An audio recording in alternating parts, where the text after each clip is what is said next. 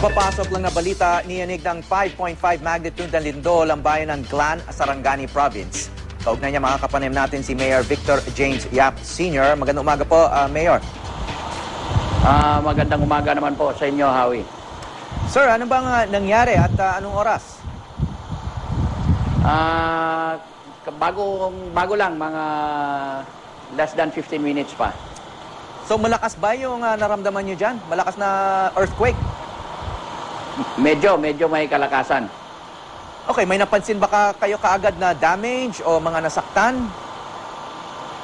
So far, wala naman. Okay, wala pang dumarating na, wala naman na nagtakbuhan palabas ng mga gusali sa lakas ng pagyanig. Wala naman ako nung naglindol, nasa office ako. Sa 4th floor. 4th floor. So, nagbagsakan ba yung mga gamit nyo sa opisina o ano hong nangyari? Di naman po nagbagsakan. Muntik lang umapaw yung tubig ng aquarium ko.